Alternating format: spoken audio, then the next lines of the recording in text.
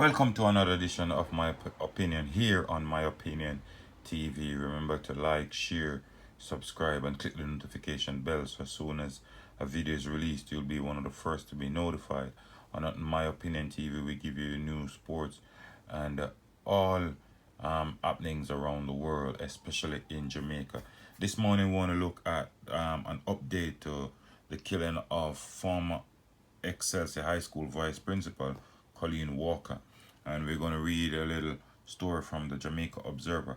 33-year-old Randy Raymond, otherwise called Teacher for No Fixed Address, and 31-year-old Michael Small, otherwise called Howard, a truck driver of New Haven, Kingston 20, were charged with murder, conspiracy to murder, and illegal possession of firearm and ammunition. The investigation was a combination of traditional detective work and technology, and this has led to the arrest of two persons. The investigation continues as we intend to ensure that whatever else is behind the death of the vice principal is brought to justice. And those are the words of Deputy Commissioner of Police for the crime portfolio, Fitz Bailey.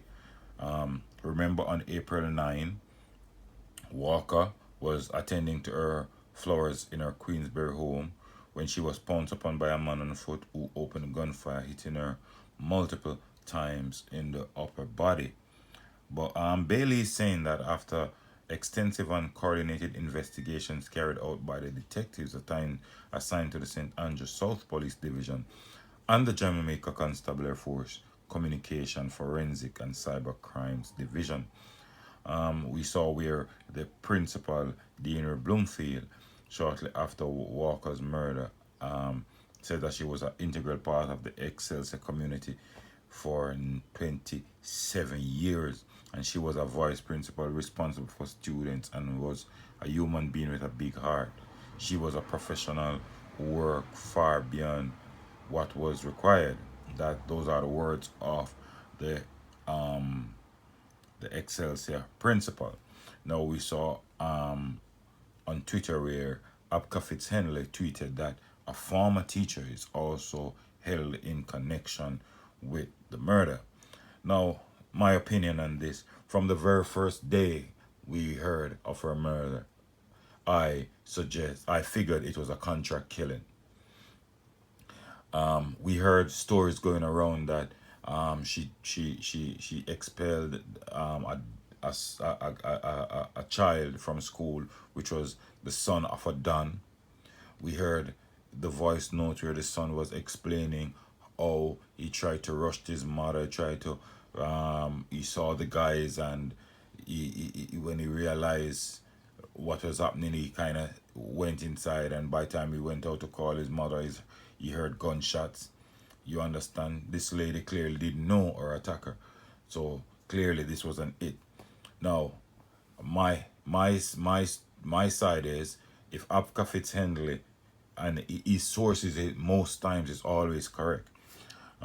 If his source is correct, saying a teacher is held in connection with it, clearly there must be either some beef between the vice principal and the teacher, or the teacher lost his or her job, because we understand it's a former teacher.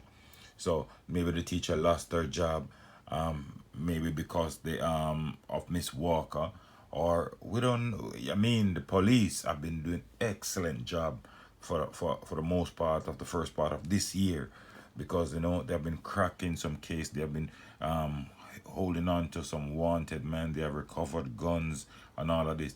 This is a prime example of detective work in charging these two men, and we hope by interrogating them, we hope that we will hear the full story. No court date have been arrived at yet for these two, but this is what it comes to. These youngsters, if you look at the age, 31. Michael Small is 31 and the other one is 33, right? But these are fairly big guys, and these people seem like they have nothing to do. They relish the chance of taking people's life, and no matter what this woman did to anybody, she didn't deserve to be taken out like this. But at the end of the day, some persons feel like you victimize them, or they feel like you and them have a disagreement. The best way to resolve it is to take your life. So this is one of the situation. We hope the police will drill these two men, and we'll find out more as it relates to what caused this woman of substance to lose her life. And I have no doubt that the police will get to the bottom of it.